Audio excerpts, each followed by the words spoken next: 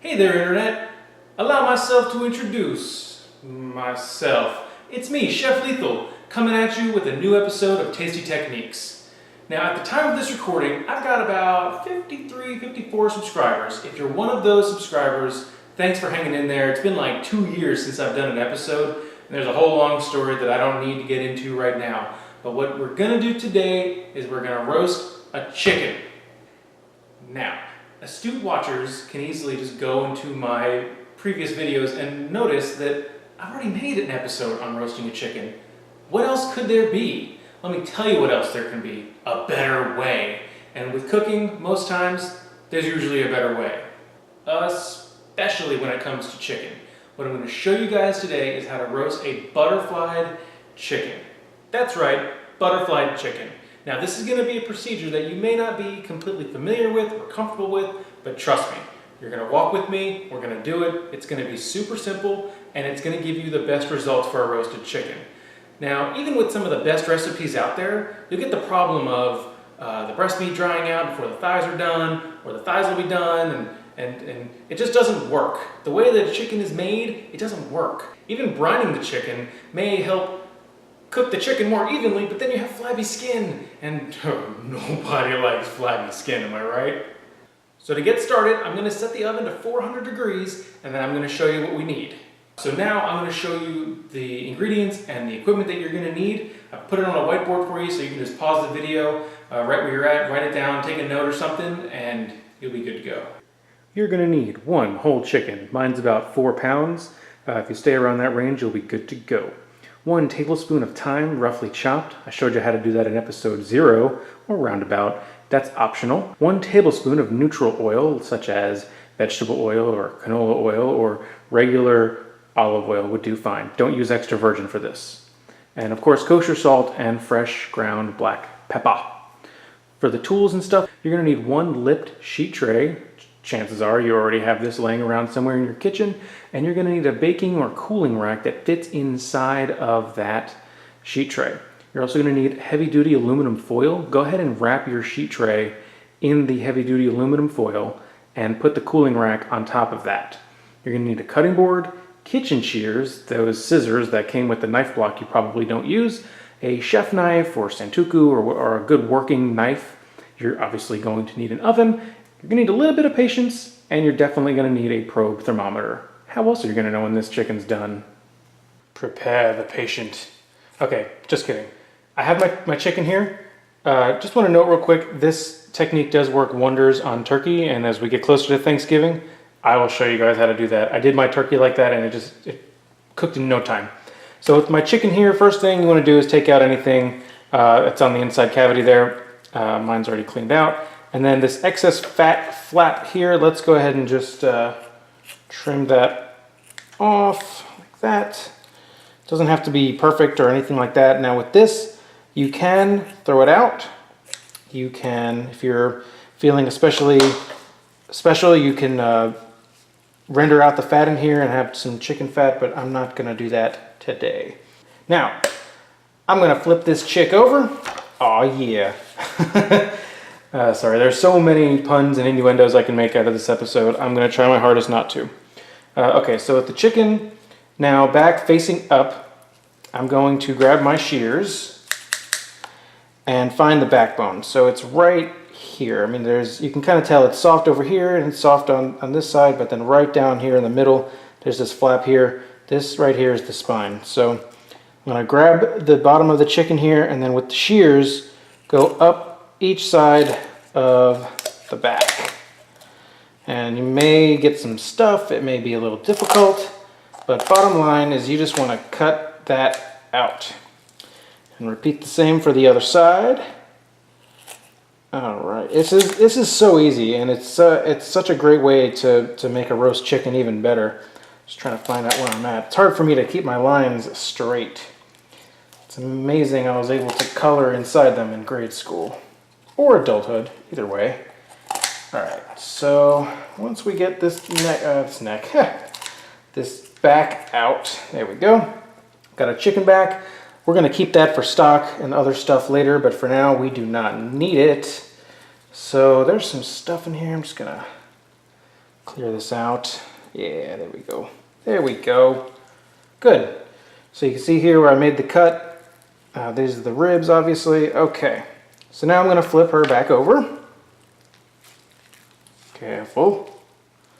All right. So there's ribs under here and she's kind of standing up, but we don't want that. We need her to be flat. Get out of here.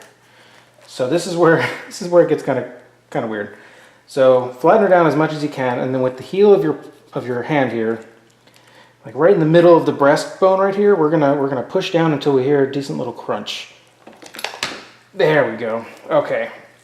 Don't know if that came through on the video, but I just smushed down until I heard a little crunch, and now she's flat. Good and flat. We're gonna we're gonna tuck the wings under. It's completely optional, by the way. Okay, flat. Now we're gonna transport her to the sheet tray.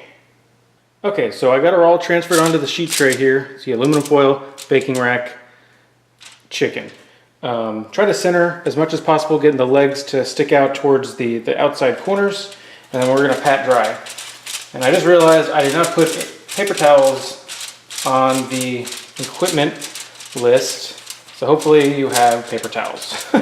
If not, this is optional, but it'll make for a better chicken. Drying the chicken skin will make the oven have to evaporate less once it gets in there.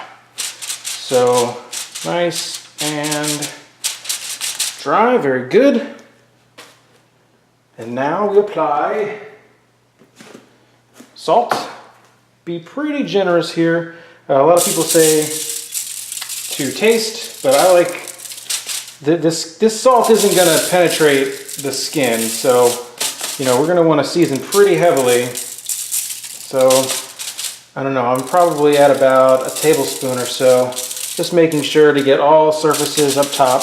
That may seem like a lot, but again, the meat inside is not getting seasoned very well. Let me go do. All right.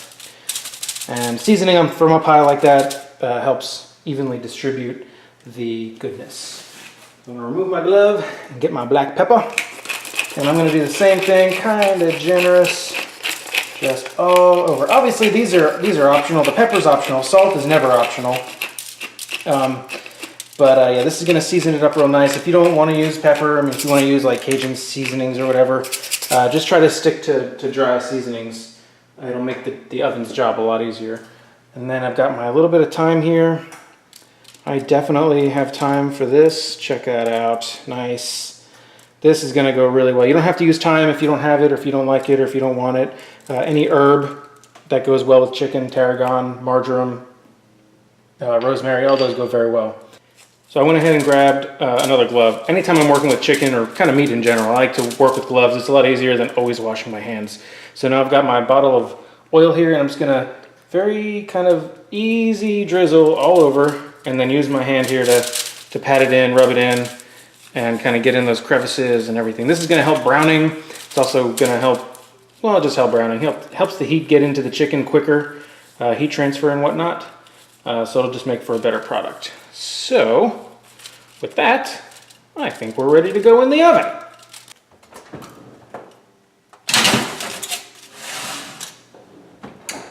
How long is it going to be in there for? Well, until it's done.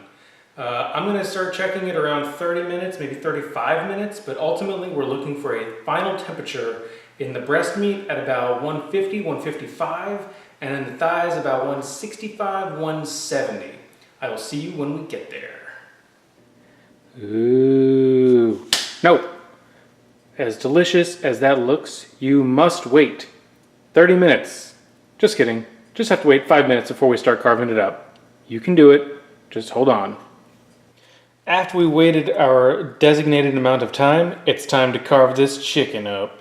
It's actually pretty easy because the meat will pretty much just fall away from the bones and from each other. So first thing is this leg's got to go out of the way. So I'll just make an incision right here between the tail of the breast and right there at the top of the leg. And actually you can just cut all the way through. Shouldn't give you too much problem. Of course it's giving me some problem. Ah, no big deal. Okay. So you're out of the way. That looks good. And we'll repeat the same on the other side. Getting the legs out of the way first will make it a lot easier to carve the breasts. And now for the breast meat, there's like a spine type of cartilage right down the middle, so right off to one side of it. I'm just gonna cut down. Should be fairly simple. That's perfect. Do the same thing on the other side. Perfect. There we go. And then there's a couple methods that we can do this. First, I might just pull out these wings or just cut them out. Oh, it's hot. Hot, hot, hot. Okay, so this isn't going as smoothly as it should. Okay, well, we're gonna leave it then. Get back. Okay, so there's a couple of ways we can do this again. You can kind of peel away the meat from the bone with your knife here. And that's one way. One other way is to kind of go with like the more traditional Thanksgiving route and kind of cut down the side like that. And if you make it all the way through, you should meet your center cut there. Come here. There we go. Get off. There we go. There we go.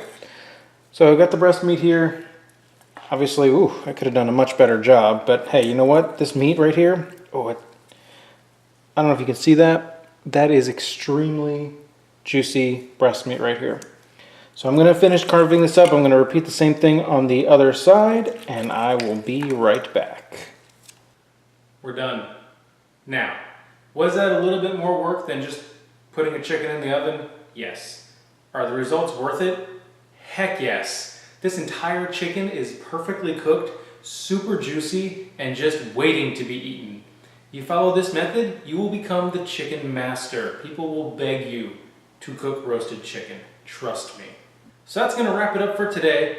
I hope you found this episode useful, possibly a little humorous, but definitely delicious. If you haven't already, go ahead and hit the subscribe button so you can get updates on any time I post a new episode. I'm looking to make this a regular thing, so leave me comments with things that you would like to see me cook. I'll see what I can do. So until next time, I'm Chef Lethal. Thanks for watching Tasty Techniques.